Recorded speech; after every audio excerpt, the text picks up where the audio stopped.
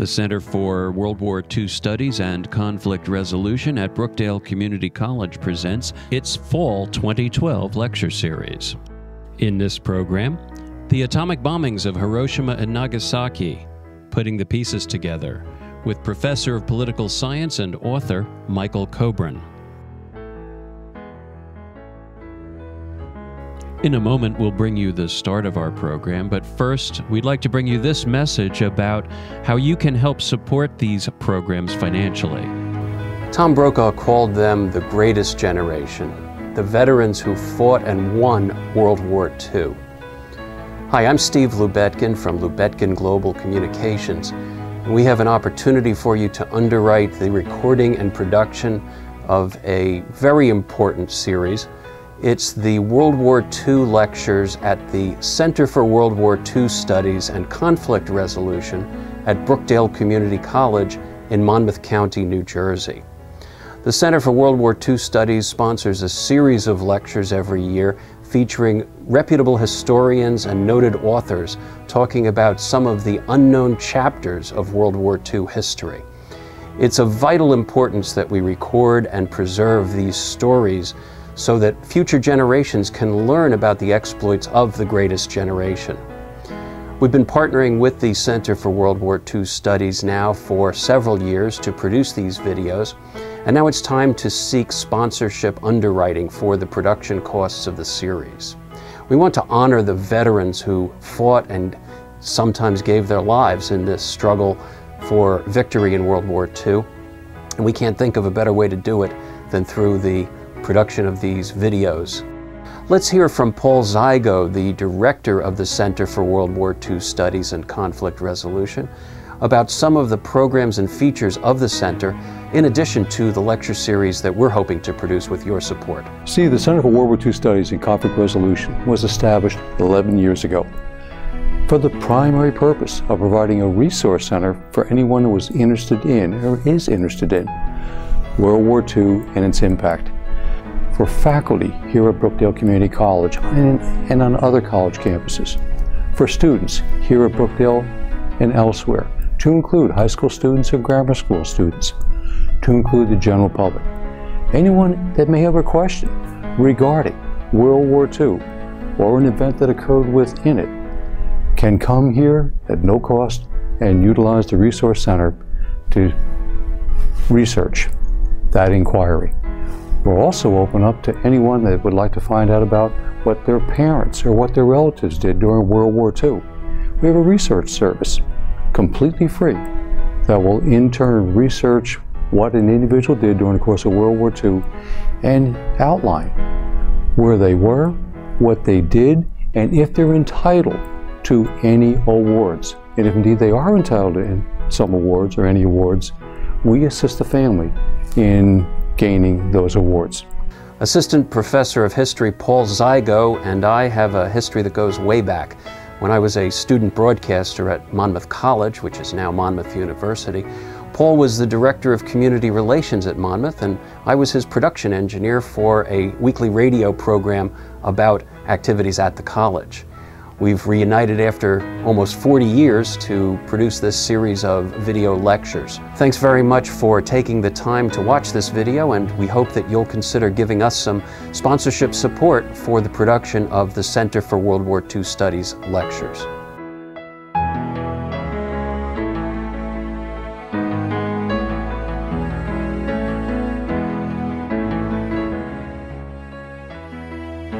And now to introduce this program is Professor Paul Zygo, the director of the Center for World War II Studies and Conflict Resolution at Brookdale Community College. I feel kind of awkward up here with two microphones, I really do.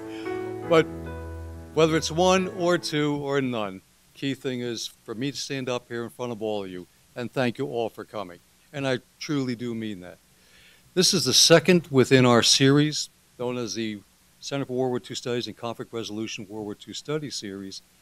We did have a program that preceded this which had to be canceled. And the reason being is because our speaker was invited by the Hungarian government to come to Hungary and speak within the Hungarian school system on the Holocaust. And with this being the case, he could not make the presentation he was scheduled to make at the very beginning of this week.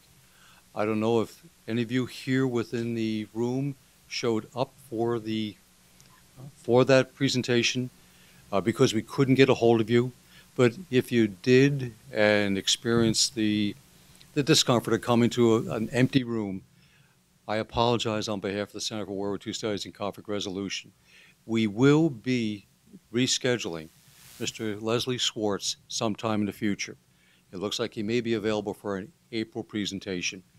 So we'll let you all know via email and via mail about the rescheduling. So officially, this is now our second program within our World War II Studies series. And extremely proud to present to you in just a moment our speaker. My name is Paul Zygo. I am the director of the center and am always open to anyone's suggestions or recommendations about programming. So if indeed you're willing to submit via email some suggestions, we'll readily entertain them. Our programs for the fall have been determined. Our programs for the spring of 2013 have already been determined, and we'll put that information out fairly soon. But we're open now to suggestions for the fall of 2013. It may sound strange that we're planning that far advanced, but we are. But we are in order to get the speakers that we feel we'd like to have come and be part of this series. So I truly would like to hear back from you if indeed you have any suggestions. All right, now as far as the series beyond today, if you would, this is the official program that hopefully you picked up on the way in. It notes what the upcoming programs happen to be. We would welcome you back to attend any of these events. And we're going to wind up with another commemoration. And that commemoration will be the 75th anniversary of the Nanking Massacre, which took place in December of 1937. It's a major event in World War II. And we will have some of the survivors of that massacre here who will be speaking about their experiences. So would encourage you, if interested in the subject or just interested in military history, come and listen. I believe you'll find the program very informative as well as educational. All right. Beyond that now, that's the end of the commercials. Let me in turn.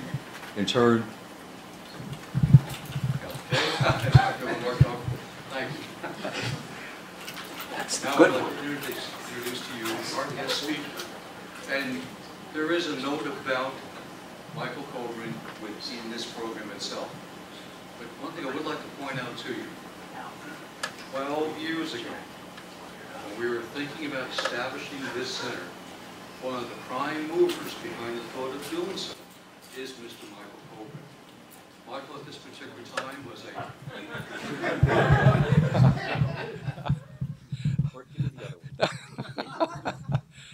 All right, how's that? All right, I woke everybody up. When we were thinking about establishing this center 12 years ago, a group of us got together over a cup of coffee, and came up with the idea of establishing the Center for World War II Studies and Conflict Resolution, not as a museum, but as a resource center available to all of you so that you could further your knowledge about World War II and, most importantly, its impact, because its impact is still being felt today. That impact is what shaped the world we live in today. And one of the prime movers behind the establishment of this center is our speaker tonight. He was a part-time political science professor here at Brookdale. He remains so, however, not at Brookdale, but he's also moved beyond being a part-time professor.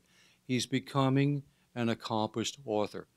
And within a short space of time, I believe you're going to see Michael Kobran's books out within Barnes & Noble and so forth.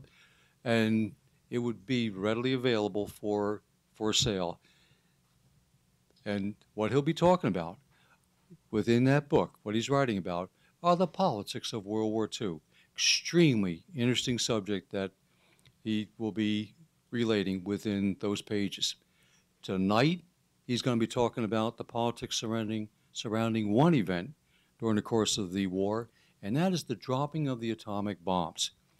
Very, very controversial topic, and I truly believe Mike, standing before you, will be able to shed the latest light on the decision-making that led up to the dropping of these two bombs. What's so important to understand as a lesson of World War II, because they were dropped, and because of the experience attained via the dropping of those bombs, atomic weaponry has never been used again. An important lesson of World War II. Here to address it all, Mr. Michael Kobran. Mike? Thank you, Paul. Thank you. It's good to be back to Brookdale, and I will, in the course of my program, talk a little bit more about that event that Paul described. But this morning, I was reading a magazine, and I found something very interesting that related to tonight. Didn't have time to put it in the program, so I'd like to just briefly give it to you. And for those in the back who can't read it, I'm going to read it for you. This is about a couple of books about Japan. And right on this side is what I'm interested in. There's something in Japan called victim consciousness. What is meant is the tendency to focus on the suffering of Japanese, especially at the hands of foreigners, while conveniently forgetting the suffering inflicted by the Japanese on others. It is certainly true, as Dower says, that's one of the authors, that most Japanese associate the war with Hiroshima and not, say, with the rape of Nanking, the Bataan Death March, or the brutal sacking of Manila. Yet O's sentiments, it's another one of the authors, and those of his fellow anti-nuclear protesters cannot be reduced to victim consciousness. National self-pity is not at the core of their protest. The point is rather that both Hiroshima and Fukushima is where the nuclear plant went haywire, were man-made disasters. And their rage is fueled by a long history of government deceit, of being consistently lied to, specifically about nuclear power. It has to do with being made to conform to official views of reality that have turned out to be patently false. So just keep that in mind. I think it's a very appropriate quote, and I'll go over now to my program. And purpose of this presentation is not to impugn the motives of any individual involved, nor to assign blame to individuals, groups, or nations. Rather, it is by examining different perspectives of an historic event to come to a fuller understanding of what happened, with the hope of gaining wisdom as individuals or as nations to avoid such tragedies in the future. I think it is also important that since different perspectives are so important, that you understand the complexities of my perspective. That's me, by the way. I was one of the early draftees in World War II. I was actually a child of World War II. During Pearl Harbor, I was only about 3.5 years old, so I really didn't remember Pearl Harbor. But I do have memories of World War II, including rationing, victory gardens, blackouts, buying war stamps in school. I also remember my father, who was in the New Jersey State Guard, not the National Guard. He could not be drafted. He had a family. And he was in the New Jersey State Guard. I remember the parades he was in. I remember that he went up to Camp Drum, New York in the summer for training. I also remember nightmares of World War II. And the one that I think of the most is my fear of these yellow, short, buck-toothed Japanese soldiers coming to invade our country, and how frightened I was of that. I probably saw that through movies. I don't know how, but I remember it. I was frightened by that. I was not afraid of the Germans doing anything the same. Another thing to remember, okay, about propaganda. I do remember VE and VJ days. I remember the celebrations. I remember the death of President Roosevelt. And by the time I got into grammar school, just before my 8th grade, I joined the Boy Scouts. We took a trip to a football game at West Point. And then I had to do, for my 8th grade project, what my career was going to be, what I intended to be. My career was Army officer. I wanted to go to West Point, wanted to get a commission as a 2nd Lieutenant U.S. Army and serve my country. However, in those days, to go to West Point, you had to have 20/20 vision uncorrected. I've had these glasses, I think, since the 6th grade. So that was out. So I had to be satisfied with going to Lehigh University as an engineer, an engineering student. But fortunately, they had mandatory ROTC, Reserve Officers Training Corps, either Army or Air Force.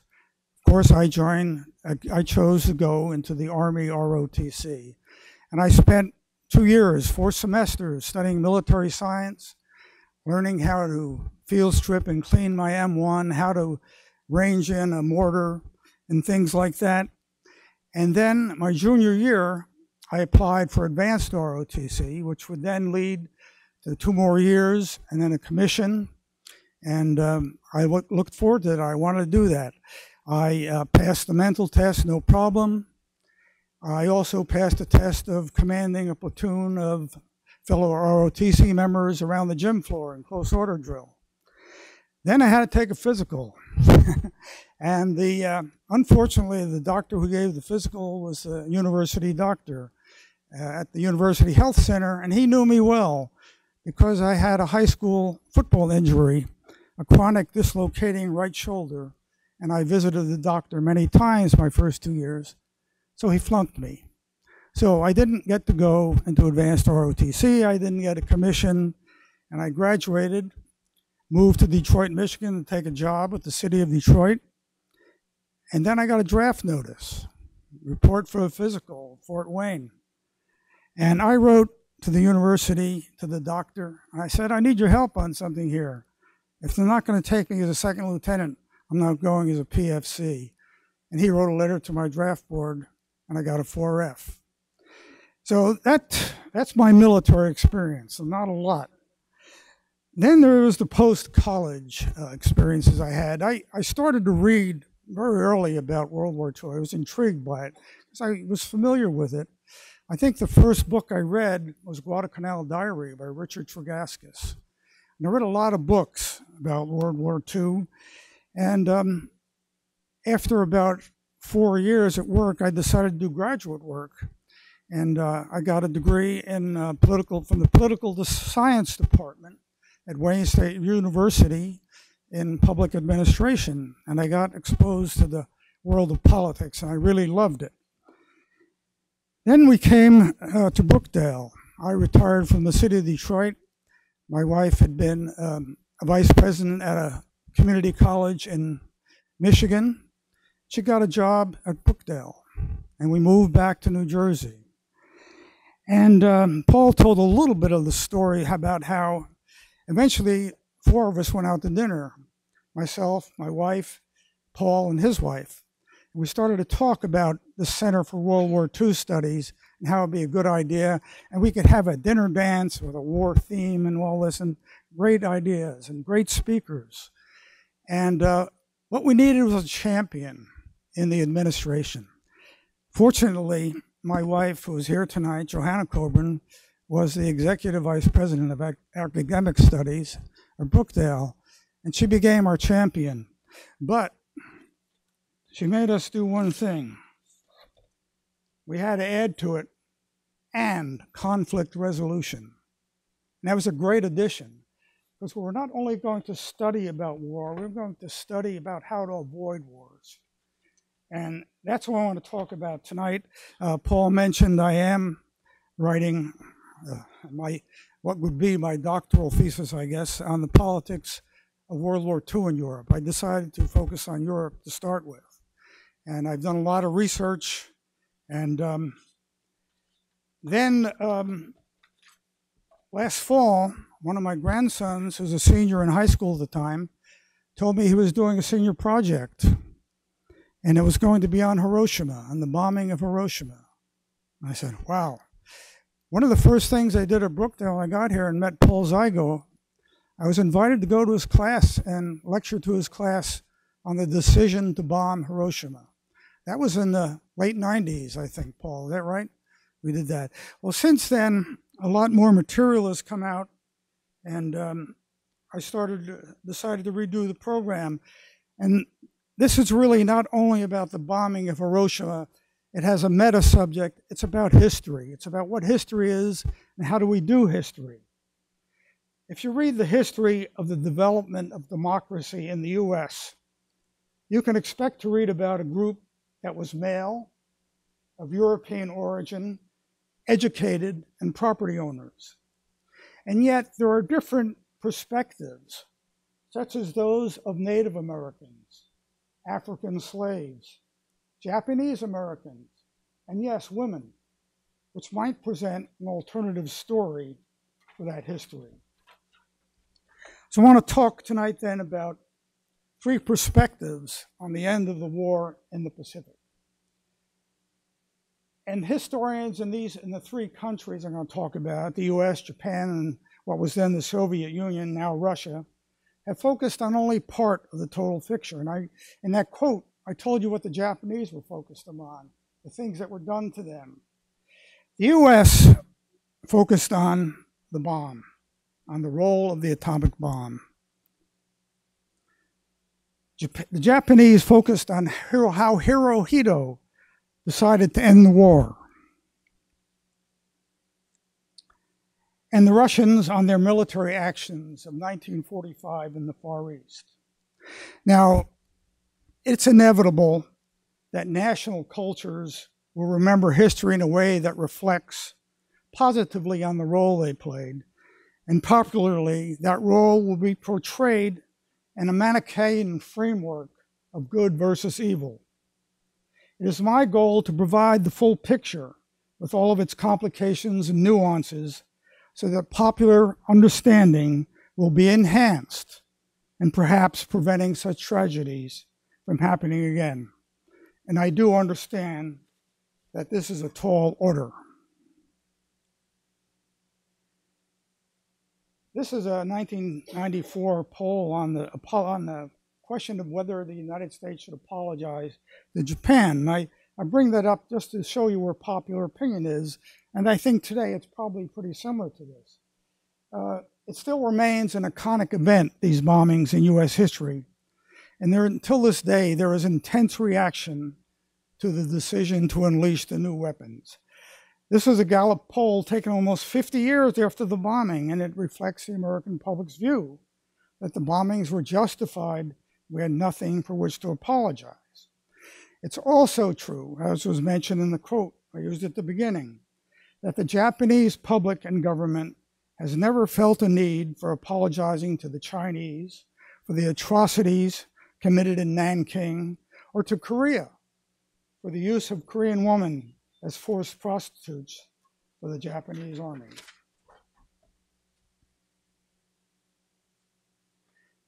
These pictures are some that I took at the Smithsonian Air and Space Museum in Washington. This was at the Dulles Udvar-Hazy Center, where they have a tremendous collection of aircraft, and they have the Enola Gay hanging from the ceiling. This is a good example of how different people view historical events in a different manner. It was the proposal of the Air and Space Museum to host an exhibit commemorating the 50th anniversary of the dropping of the atomic bomb on Hiroshima in August of 1945. The exhibit finally opened on the 28th of June, 1995, but not until it caused a firestorm within the museum and led to several firings and the resignation of professional staff in the museum. The original exhibit, entitled The Last Act, The Atomic Bomb and the End of World War II, was canceled in January 1995 when it became an intolerable political and financial liability. And it took until June of that year to reopen it as a entirely different exhibit. So I want to take a look at what was wrong with that exhibit, or what people thought was wrong with that exhibit. The Air Force Association started it off, and they charged that, as it says, the plan was to use the Enola Gay as a prop in a politically rigged program about the atomic bomb. They also said that, I'm sorry.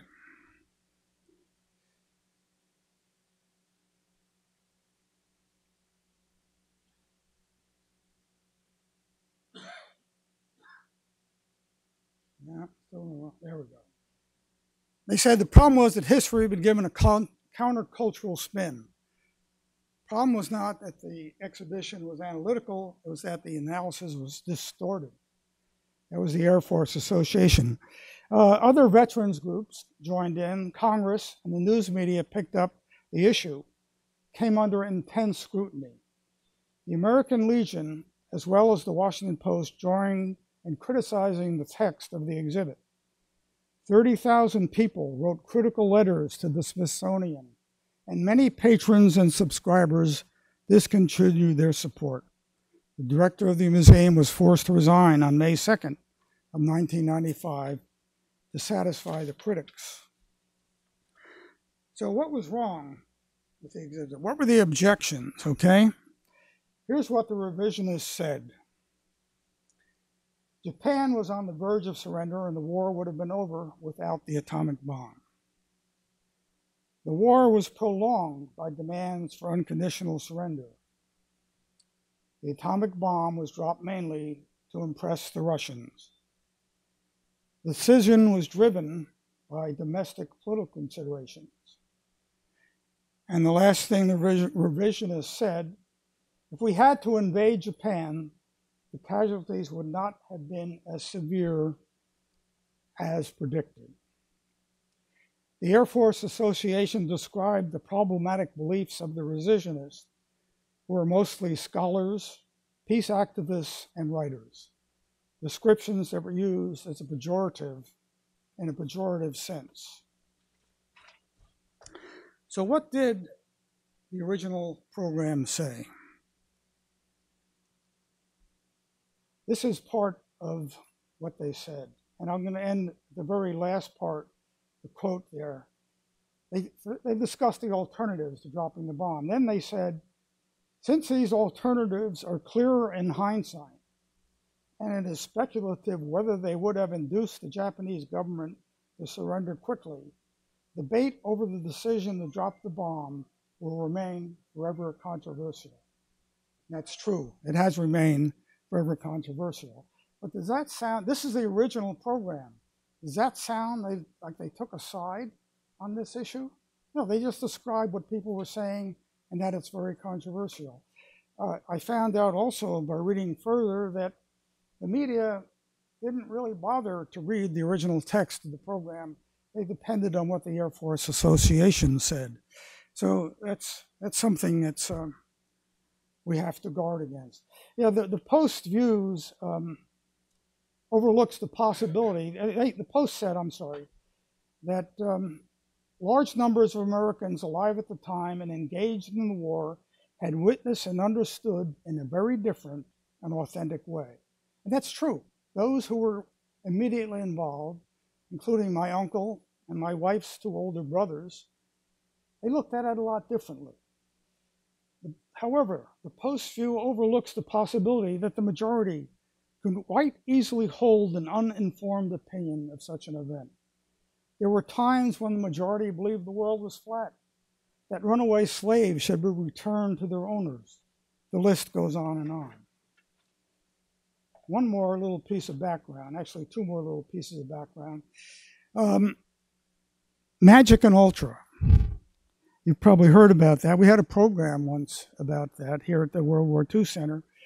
Magic was the code name for the U.S. military intelligence engaged in the interception and decryption of Japanese diplomatic communications by the cipher machine known as Purple.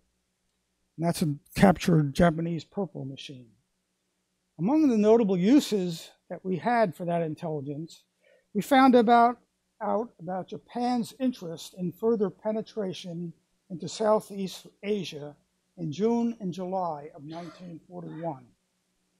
we found out about the Japanese intention to break off negotiations in Washington at 1 p.m. on December 7th, 1941. And later on in the war, we found out about Japan's desperate attempt to secure mediation of the Soviets in ending the Pacific War. It also provided information on how the war was going, and from Japanese embassies, what the Germans thought of it and what their intentions were, because they would write back to Tokyo and we would intercept those messages. There was also Ultra, was the intelligence derived from the codes of the Japanese armed forces. Magic was their diplomatic messaging. This was their armed forces. This provided vital information for the Battle of the Coral Sea, at the Battle of Midway, and also the Army shipping movements with complete information about convoys that led to the majority of Japan's merchant ships to be sunk and its oil supply cut off by the end of 1944. However, to some extent, Ultra intelligence ran counter to magic intelligence, because you had the diplomats on one side and the armed forces on the other. And I'll get into that later on the third perspective. The monitoring of Japanese signals from July 1st of 1945 onward, relating to the buildup of Japanese forces on their home islands, was a factor influencing the use of the atomic bomb. That led to the fear of having to invade the Japanese home islands by November 1st and the loss of life that would cause. A little bit about the Soviet Union and Stalin's demands in November 1944, when they met with Churchill and FDR and agreed to open up the Second Front. In return, the Second Front, of course, was the D-Day invasion by the Allies.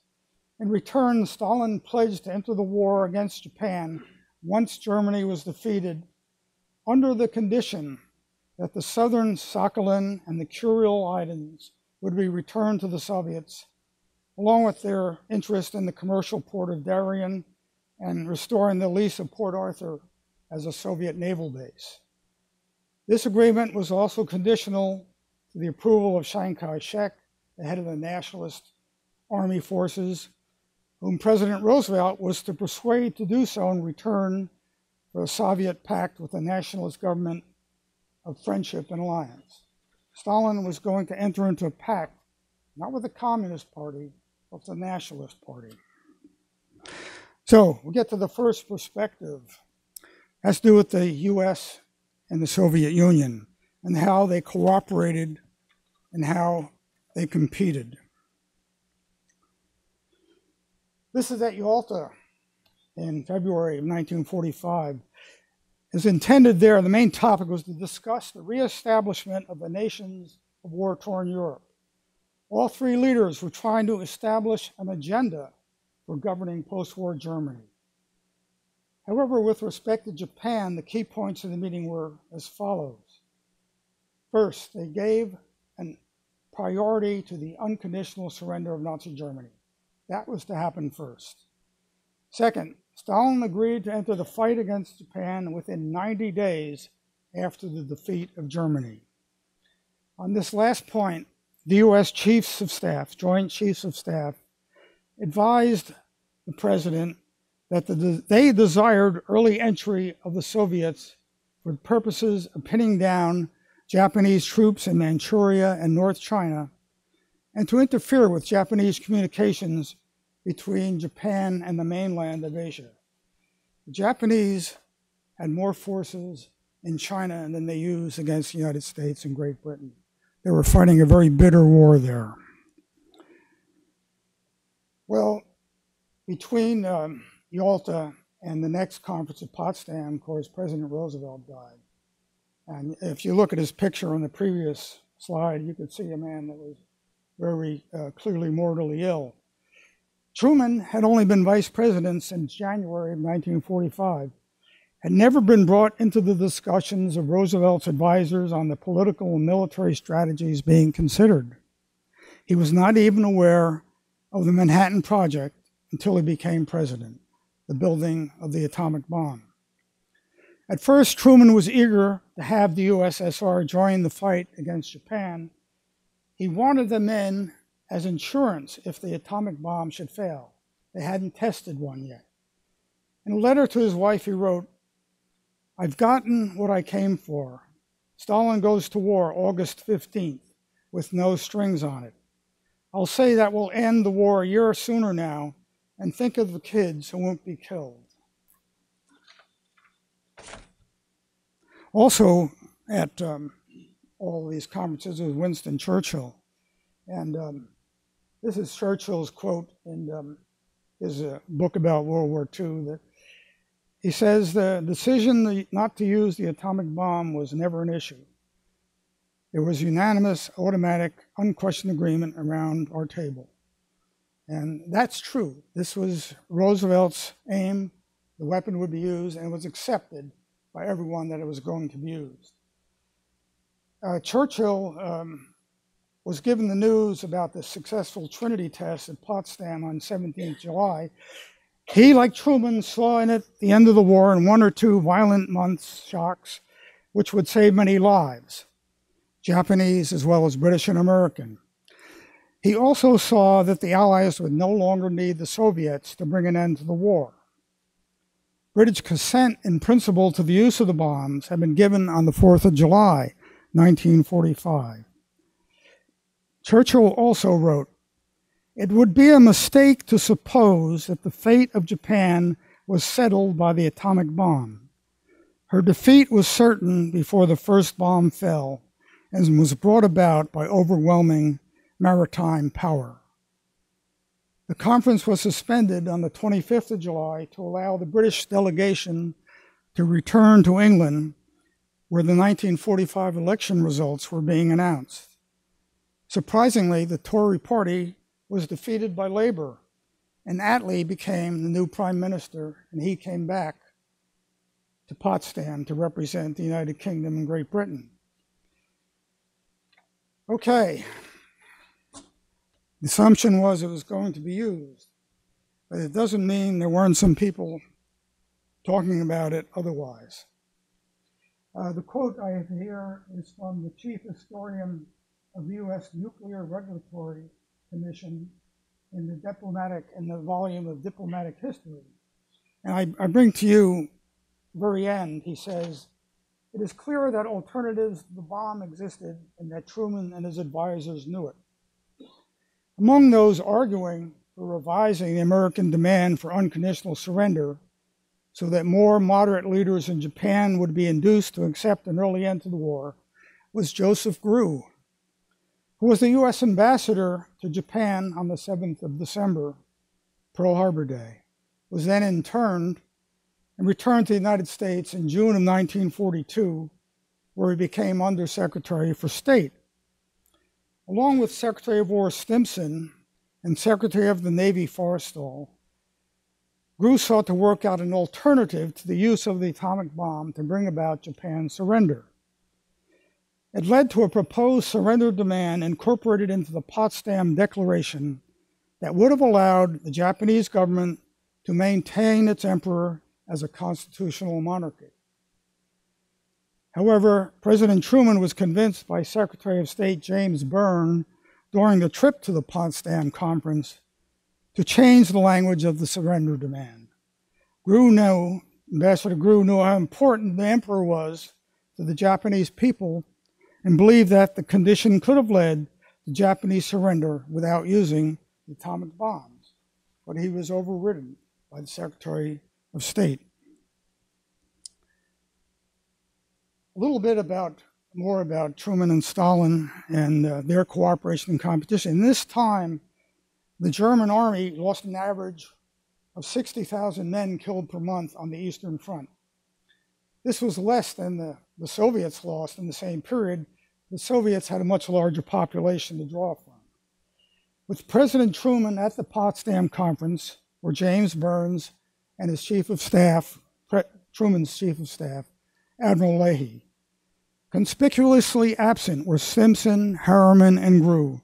That is, anyone with expert knowledge of Japanese politics.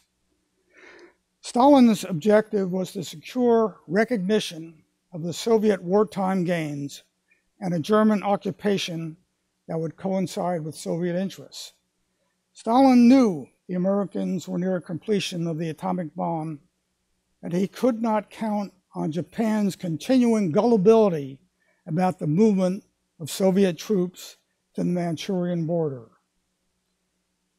The Yalta Agreement was made contingent upon China's approval, but Stalin had been unable to get Chiang Kai-shek to agree and sought Truman's help to get them to help. Then the big event happened. First, U.S. delegation came to Potsdam with a draft of the proclamation that included the Soviet Union as a possible signatory nation, and a change in the dynamics. That was the test of an implosion-designed plutonium device at White Sands Proving Ground, New Mexico, on July 16th of 1945. The detonation produced the explosive power about 20 kilotons of TNT, and the Fat Man bomb that was dropped on Nagasaki used the same design. After the results were made known to Truman at the conference, the U.S. objectives seemed to be to exclude the Soviets from the proclamation, and was not shown to them until after the proclamation was announced in the press. In the 1990s, a Soviet draft of the proclamation was found in their archives. This is what they wanted to say: the United States, China, Great Britain, and the Soviet Union consider it their duty to take joint, decisive measures immediately to bring the war to an end. It called on Japan to lay down arms and surrender without any conditions. I'll talk later about why this is important, what happened, why this is important. And this is part of what was said in the proclamation. The terms for the surrender had the warning: we will not deviate from, there are no alternatives, we shall brook no delay. It did not mention the new bomb. The proclamation was considered by the U.S. as an instrument of propaganda rather than a diplomatic document, and there was no attempt to use neutral diplomatic channels such as Sweden and Switzerland.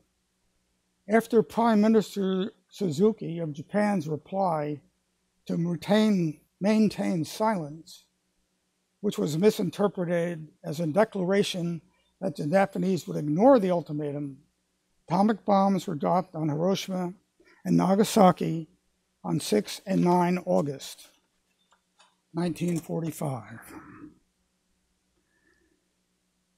The U.S. reaction to the Potsdam rejection, in quotes. Again, I'll read the end of this quote from an author, Toyoshi Hasegawa, who is a historian at the University of California, Santa Barbara, and written a very interesting book on the subject. He's a fluent speaker of Japanese, English, and Russian, and so he had access to all the original documents. One cannot escape the conclusion that the United States rushed to drop the bomb without any attempt to explore the readiness of some Japanese policymakers to seek peace through the ultimatum.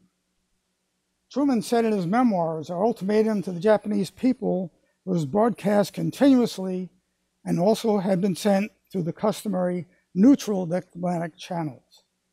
That's not true. It wasn't sent through the neutral diplomatic channels. No formal reply had come from the Japanese. That was true.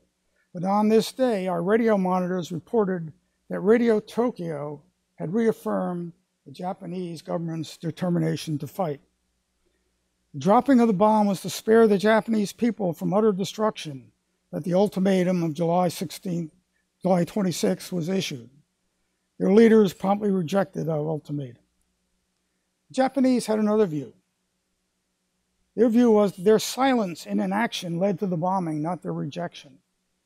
The only reports Truman had on Japan's reaction was from Japanese newspapers and radio. Since Japan's messages to their Moscow embassy were intercepted by the U.S. intelligence, and read, at least in part by Truman, he could have backed off somewhat from unconditional surrender, but he thought the messages were too tentative and vague to be taken seriously. Also, no written order from Truman to drop the bomb on Japan exists. The actual order to drop the bomb was issued by the Army Chief of Staff after General Spaatz of the Strategic Army Air Forces insisted. It was dated 25 July 1945, before the Potsdam Declaration was issued. Okay, let's get to a second perspective, which will clear some things up. And we're going to talk about courtship and betrayal, Japan and the Soviet Union. A little bit of ancient history, over 100 years now. The Russo-Japanese War. Why is that important? Something that long ago. The war came about from the ambitions of both nations over Manchuria and Korea. The resulting battles, in which the Japanese military attained victory, led to Japan's entry onto the world stage as a power. After the critical naval battle of Tsushima Straits, the Japanese army occupied the entire chain of the Sakhalin Islands to force the Russians to sue for peace. In the Treaty of Portsmouth, Russia recognized Korea as part of the Japanese sphere of influence and agreed to evacuate Manchuria. Also signed over their leasehold rights to Port Arthur, a cold water base on the Pacific, including a naval base and the peninsula around it, and ceded the southern half of Sakhalin Island to Japan. This bit of history, 1905, stuck in Stalin's craw, even though it happened to the Russian Empire, not to the Soviet Union. And it reminds me how decisive defeats, no matter how long ago, still play a part in a lot of things. We also remember the Maine, remember Pearl Harbor, but there was also a battle in Kosovo in the Balkans in 1389, where the Serbian army lost to the Ottoman army. And that battle, with that defeat, led to the Balkan Wars in the 1990s. People don't forget that. Cultures don't forget that thing. It's passed on from generation to generation. It's what we call a cultural meme. Okay, another little battle that caused Japan to change its mind was a battle called the Battle of Nomonhan. And it's in the area shown on the map near Manchuria. It was a border fight, and from May to August of 1939, ended in a Japanese defeat with over 18,000 dead, wounded, missing in action for the Imperial Japanese Army. It showed the Japanese military that the Soviets, particularly while Japanese forces were still bogged down throughout China, were no match for the Japanese army. They couldn't match the Soviets. They knew that. Persuaded the army to cooperate with the Navy on the move to the south, enabled the Soviets to move critical numbers of troops to their Western Front. When Hitler finally invaded the Soviet Union in 1941, the Japanese were tempted to join the attack, but they remembered the lessons of Nomonhan and decided to remain on the sidelines, so that the Soviets could be ensured of focusing its forces on just one front, their front against Nazi Germany.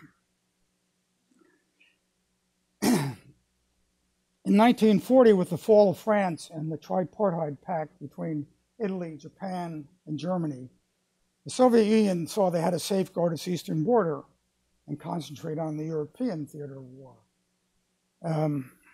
With diplomatic relations between Japan rapidly deteriorating, the Soviets sought an accommodation with the Japanese that secured the northern border of China against possible Soviet invasion. It also ensured the Japanese would not be invading them.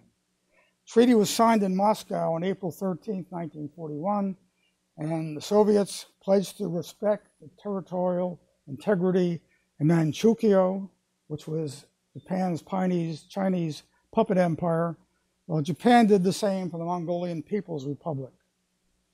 Later in 1941, Japan, as a signatory of the Tripartite Pact, and after Germany invaded the Soviet Union, considered denouncing the Soviet-Japanese Neutrality Pact, but made the crucial decision to keep it and to expand southwards, invading the European colonies in Southeast Asia.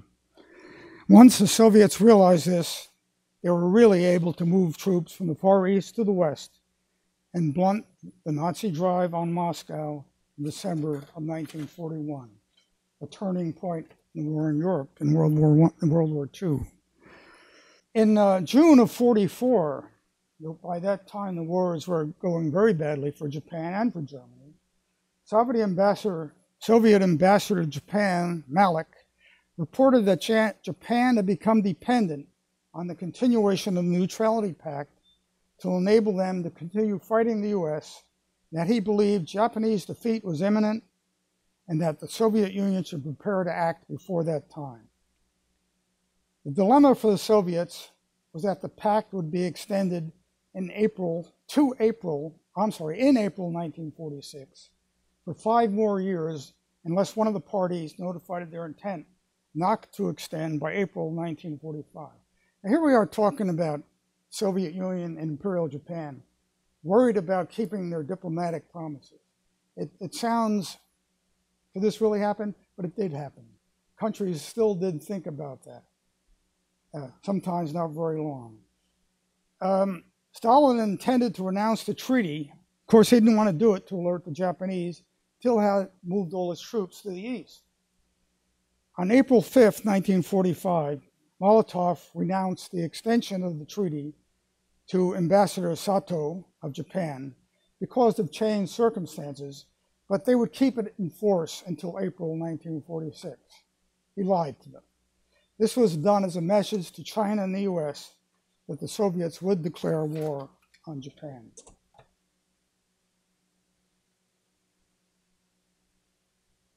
Foreign Minister Togo decided to use one of his diplomats, Hirota, to have secret talks with Soviet Ambassador Malik for the purpose of keeping the Soviets out of the war and using them as a mediator.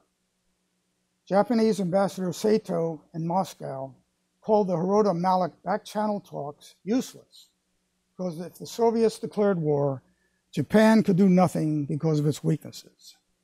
He thought Japan should do everything to end the war before the Soviets entered to preserve their emperor system. On 7 July, Hirohito suggested that former Prime Minister Prince Konoye be sent as a special envoy to Moscow with a letter from the emperor asking for mediation. When Sato presented this proposal, he was rebuffed by Molotov's deputy because there was no clear purpose stated for the special envoy. This was an answer Stalin and Truman had agreed upon beforehand. Remember, they both knew what Japan was trying to do.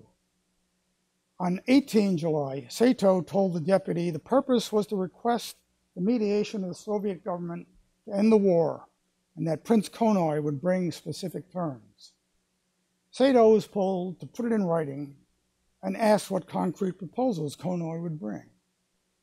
Finally, Sato was able to schedule a meeting with Molotov himself on the 8th of August, and the rest is history. Of course, what the Soviets were doing was stalling. They wanted the Japanese to think they would still be available to mediate. Well, when Ambassador Sato went to the Kremlin on 8 August, he received a declaration of war against Imperial Japan because of Japan's refusal to accept the Potsdam Proclamation, a document the Soviets had not been asked to sign. The Soviet attack began at midnight the same day. By then, the Soviets had 1.5 million troops in arms in the Far East. The Japanese had 713,000 troops in China, another 280,000 in Korea. The Japanese Army's plan for a last-ditch defense of the home islands had been based on the premise the Soviets would remain neutral. In the event the Soviets did attack, their plan was to terminate the war with the Soviets as soon as possible and continue the war against the US, Great Britain, and China. This was the Japanese Army.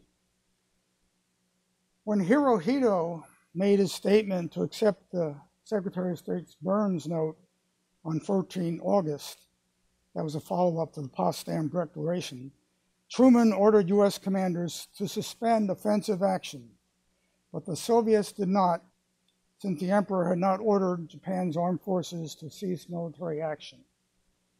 The ceasefire order from Japan, from the Imperial General Headquarters, did not come until 17 August. The Soviets took full advantage in taking over Japanese territory until 4 September in the southern Kuril Islands. By that time, the war was already over. So here was a nation the Japanese were depending on to help and mediate the end of the war. They took advantage of them. They betrayed them. But the Japanese were not without their faults. And this is their third perspective on what the Japanese were doing. I have to talk briefly about how the Japanese viewed the emperor. It's very important. It's called the Precepts of Kokutai. Kokutai is the expression of the political essence of their system. The emperor was sacred and inviolable. The emperor was the source of legislative, executive, and judicial power.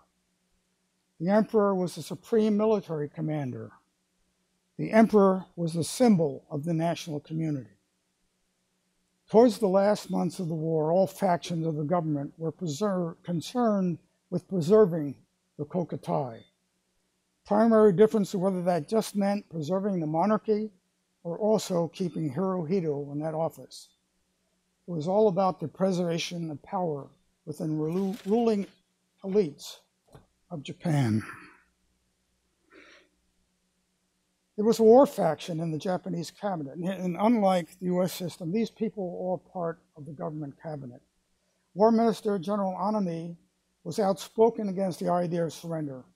Even after Hiroshima, he opposed talk of surrender and proposed that the battle be fought on the Japanese mainland, causing such massive Allied casualties that Japan would somehow be able to avoid surrender and perhaps keep some of what it had already conquered. Once Hirohito made his decision, he ordered the officers to obey the will of the emperor.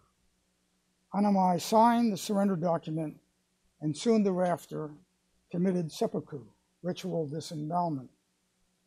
Chief of the Army General Staff, General Yumizu, agreed with Anami. He was personally ordered by the emperor to sign the instrument of surrender on behalf of the armed forces on 2nd September.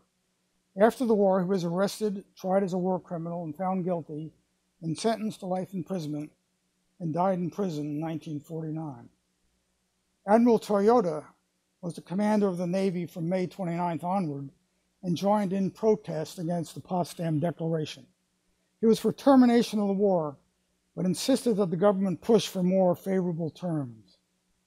After the bombing of Hiroshima and Nagasaki, he argued that the Japanese should defend the Japanese home islands until the last man. After the war, he was arrested, held in prison, but not charged with any war crimes and later released. Published his memoirs in 1950 and died in 1957. It's the writing of a lot of these Japanese people, officers, military people, that were available after the war. There was also a peace faction in the cabinet. This is the peace faction. Prime Minister Suzuki was appointed as Prime Minister after the Battle of Okinawa. Suzuki called 2 unprecedented imperial conferences to resolve the split within the Japanese imperial cabinet over the Potsdam Declaration. He outlined the terms to Hirohito, who had already agreed to accept unconditional surrender. This went strongly against the military faction of the cabinet, and part of this faction attempted to assassinate Suzuki twice in the morning of 15 August. After the surrender, Suzuki resigned and died of natural causes in 1948. In April of 1945, Togo returned to his former post as Minister of Foreign Affairs, one of the chief proponents for acceptance of the Potsdam Declaration. Up until the last, he hoped for favorable terms from the Soviet Union. At his suggestion, no official response was made to the Potsdam Declaration at first, though a censored version was released to the Japanese public. while Togo waited to hear from Moscow. After the war, he was arrested on war crime charges, with all former members of the Japanese government, was sentenced to 20 years imprisonment and died while in prison. The Navy Minister, Yunai, sided with Prime Minister Suzuki in Togo in support of acceptance of the Potsdam Declaration, in opposition to the war faction.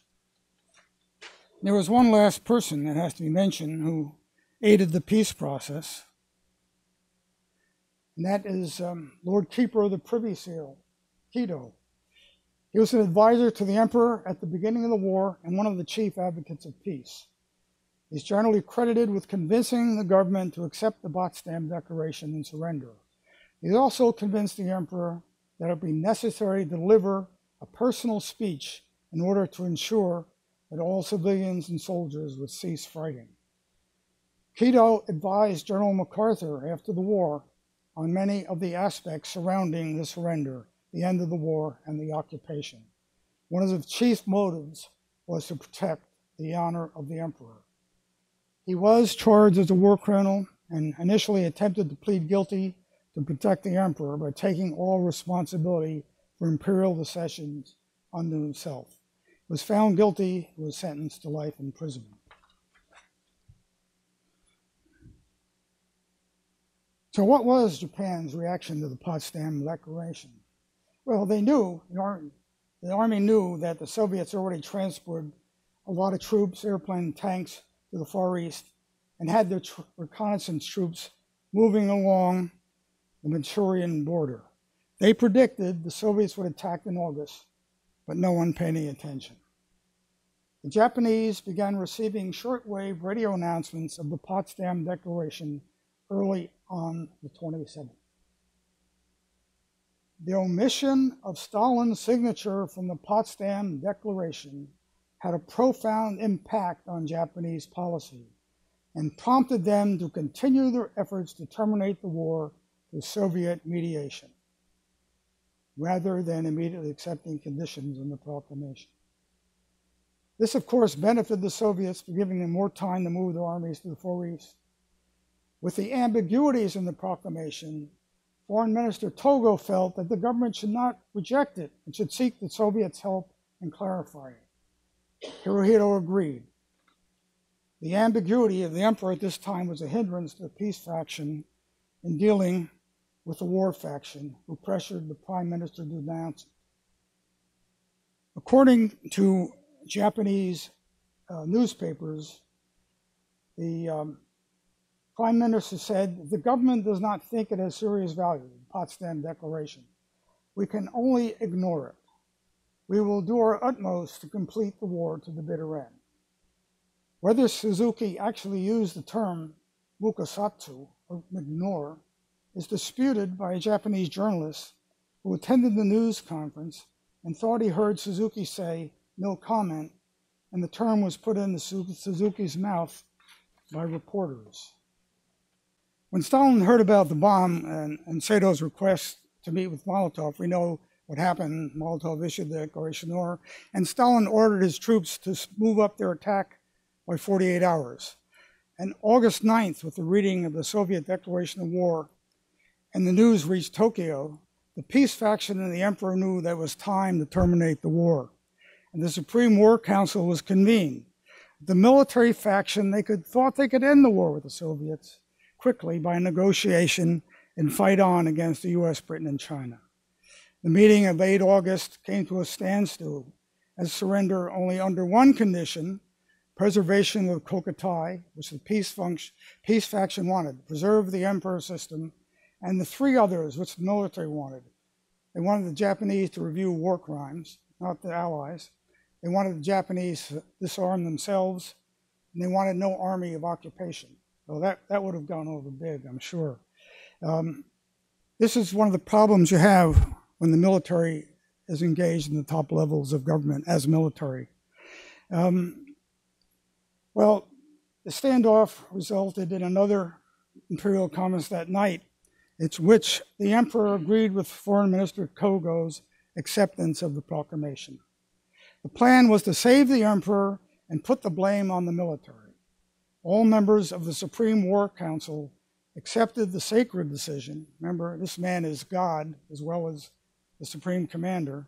All members accepted it and signed the document. As a result, a movement developed within the Army and the Navy to try to sabotage peace efforts. Japan's surrender was still precarious, and a plan for a coup was born.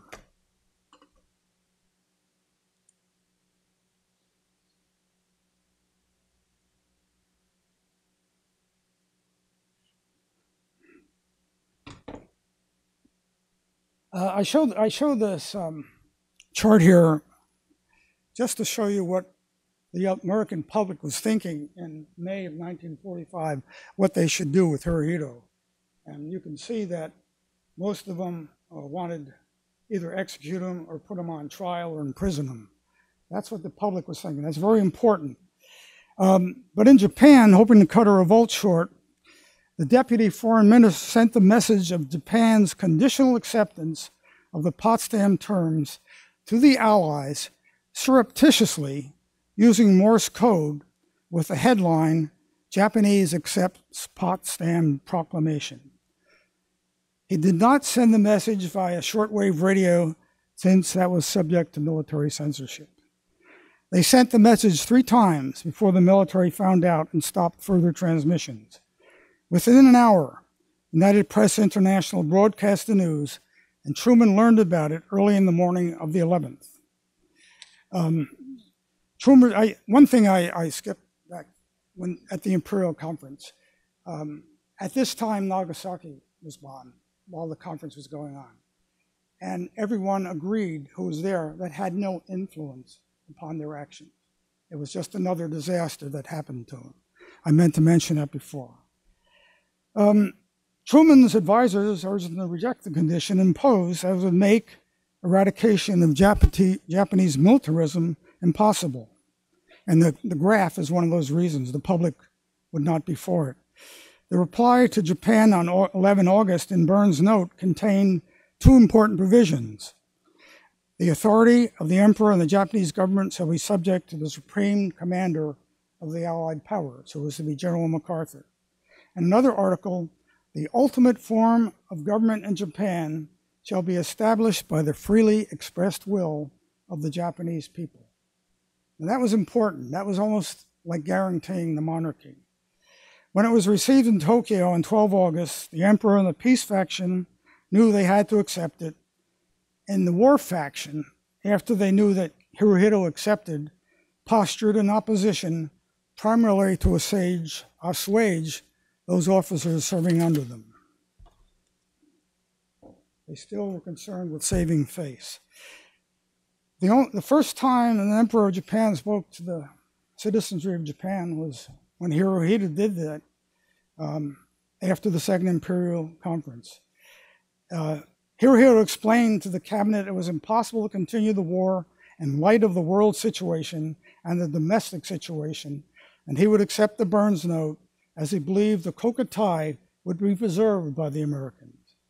He asked all of them to respect his decision and was prepared to announce it to the public on the radio. And of course, once he announced it to the public, the war faction was dead in the water. Once the public knew there was an opportunity for peace, there was no going back. Some of the Army officers did not accept the decision, and several coups were planned. They all collapsed quickly after the radio broadcast. The emperor also sent out 2 written statements to the public and to the armed forces. The first rescript used the atomic bomb to portray Japan as a victim and savior. Should they fight on, that bomb would result in the ultimate collapse and obliteration of the Japanese nation, even the total extinction of human civilization. The word surrender was never mentioned. The second rescript to those still in the war zones ordered them to cease fire and lay down their arms. Hirohito stressed the Soviet entrance in the war as the reason for his decision and made no mention of the atomic bombs. The Supreme Leadership Council never framed a peace maneuver from the perspective of saving the Japanese people from further destruction. Instead, they waited until they were giving face-saving excuses to surrender to prevent the Kokutai from being destroyed by anti-war, anti-military pressure springing from the Japanese people themselves. They were afraid of a revolution in Japan.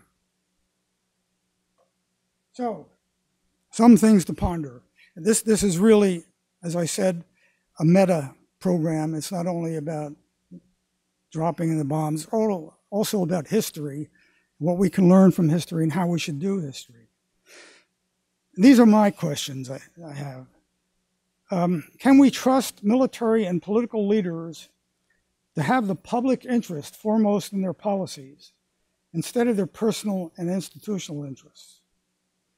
In my opinion, unwavering trust of this sort on the part of the public is foolhardy, despite the difficulty of determining what is in the public interest. It's very hard to do that. Secondly, World War II did solve the problem of German and Japanese militarism. But it's interesting to note that what they could not do by military force, they have accomplished by becoming democracies and focusing on their economic interests. And the unresolved problems of World War I and World War II are still with us. North Korea, Iran, Palestine, Syria, Egypt, Iraq, Pakistan, to name but a few. My third thing to ponder. President Eisenhower, when he left office, warned us about the military-industrial complex. In political science, we called it the Iron Triangle. It consisted of Congress, the defense bureaucracy, and the defense industry. See my first point above, and think about the billions of dollars we spent on Star Wars and other must-have projects, protect our security. And think about the difficulty we have in taking care of returning mentally and physically injured veterans, and even the able-bodied and able-minded veterans. It is also significant that the conflicts of today will never directly involve most of the middle and upper classes in the actual fighting. This is the last quotation I found also about 2 weeks ago, and it's about how we do history and how subjective history can be. And I'm very aware of that when I put this together, when I do my writing, that it's very hard to know what the truth is.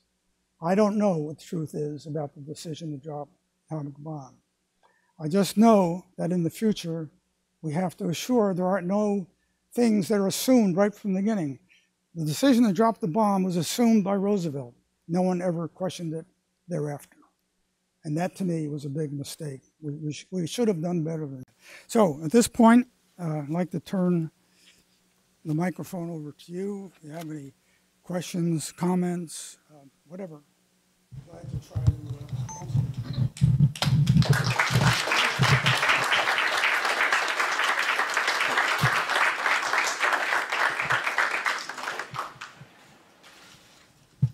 Is that clear? If I said that in my classes, I knew that something was wrong. Well, fine. I'm glad to talk to anyone. Oh, there's one there. Wait for the mic. So the people in the room can hear you. Oh, I can speak loud enough. No, we need it for the tape. Okay. I was in Nagasaki on occupational duty. And when you came into Nagasaki, it had coastal artillery looking right down our throats. If we got beyond the so-called coastal artillery, we ran across a seawall. And we had to take anything from the sea, ladders, to go over the seawall to get into the main part of Nagasaki. Now, I was with members of the 2nd Marine Division, which was scheduled for the invasion of Japan. Had they not dropped the atom bomb, I wouldn't be here today, because the invasion of Japan was starting with Kyushu, which was the so-called battle of the Battle of the Japs on it. And like I said in your little series here, the Japanese did what you said in regards to the jumping off cliffs on Saipan. We couldn't stop them. And the same with the so-called Japanese on the so-called Saipan and Tinian, where the B-29s took off from, which we were on Saipan. We invaded Saipan. I was 18 years old then. And as we landed on Saipan, little did we know at the time that the B-29s were coming to start bombing Japan. And right. So I stayed in the Marine Corps for 22 years. I retired as a gunnery sergeant. And I started, like I said, I was 18 years old when it all started. And I'm here thanks to God. God bless you.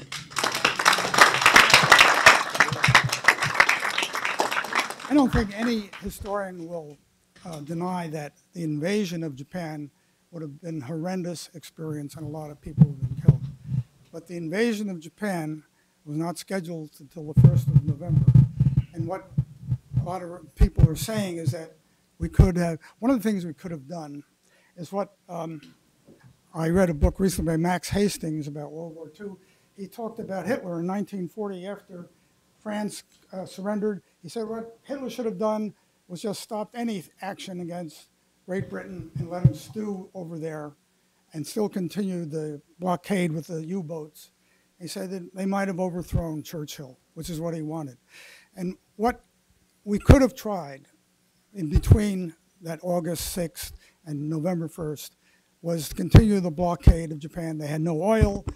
They couldn't get their troops from China over and see what would have happened. And we still had the bombs. We still could have dropped them. That was, the assumption was we're going to use it. We used it as soon as we could. And that's what people quarrel with, I think. No, I disagree, because the fact is that when we dropped the bomb on Hiroshima, they still didn't surrender. And if you speak to guys who fought in these battles, fighting the Japanese was a horrible experience. They were fanatical. Their emperor was God, and they would give their lives, and fighting them versus, let's say, fighting the Germans, it was like worlds apart. So, you know, after Hiroshima, they still didn't surrender. Well, they did surrender in the Soviet Union in the Third War. They didn't surrender to the United States. After the Soviets, they surrendered. I mean, you said they didn't surrender from the bomb. You're right, they didn't. But they did surrender after the Soviets invaded them. I forgot to mention one thing on which I think will be very educational. When we landed in Nagasaki, there was no one around. They all took off to the hills. And the reason why they took off the hills, they were afraid of Marines, because they said propaganda that in order to be a Marine, you had to kill your mother and father. And they stomached that. So that's another part of the thing. And the only people that were running around were little kids. And as you take the kids and give them chocolate bars, they became your friend, as they called Tomodachi. Remember, what we're talking about is something that happened. We're not going to change that. What I'm talking about is what do we learn from this, okay? What do we learn that we might do differently in cases like this, which is one of the things that the World War II Center study of World War II and conflict resolution is about. What do we learn from what happened? And that's what I think we have to think about. We learned that if you spend that much taxpayer money developing something, you better use it. That is true. That is true. You know, that's one of the concerns about building up the military. If you have enough toys, you're going to use it. We have to concern ourselves with building up the military in a way that we need to use it. And the way the world is today, I don't know that we need. Well, okay, I'm not going to get into that. But, you know, it's a problem. Yeah, it is a problem. It is an industry. The military-industrial complex is a potent power in this country. And you see them right now, they're talking about going off the fiscal cliff. They don't want to see that. I don't want to see it. But they really don't want to see it. Because the military severely.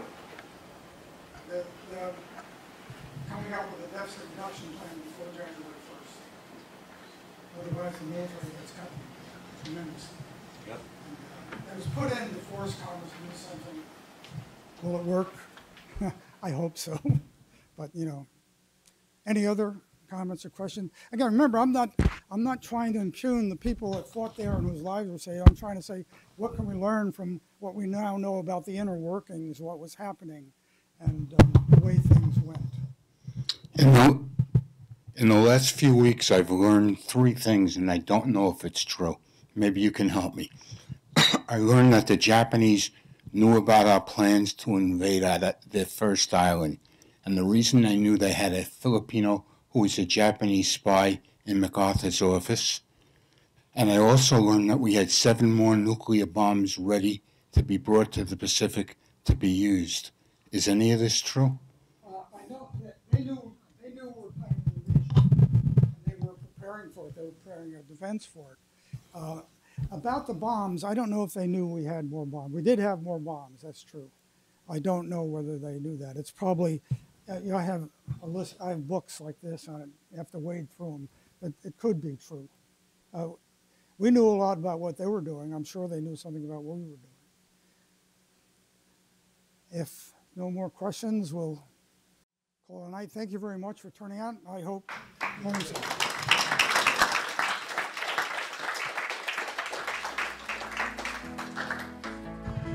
Mike, thank you for everything, and I truly do mean that. I also thank you all for coming. I hope you'll be back for future presentations, because if so, you certainly would be welcome. For tonight, have a great evening and have a safe trip home. Good night, everybody. We hope you enjoyed this program. For more information on the Center for World War II Studies, visit brookdalecc.edu/pages/730.asp. This program series is available for sponsorship by corporations and organizations. You can find out more information about sponsorship at bit.ly/content sponsorship. We produce this program in the studios of Lubetkin Global Communications in Cherry Hill, New Jersey, on the web at lubetkin.net. This program is copyright Lubetkin Communications, and all rights are reserved. No reposting or other use of this program may be made without written permission from the copyright owner. For Paul Zygo and everyone at the Brookdale Center for World War II Studies, this is Steve Lubetkin. Thank you for joining us, and we'll see you out there on the net. Take good care.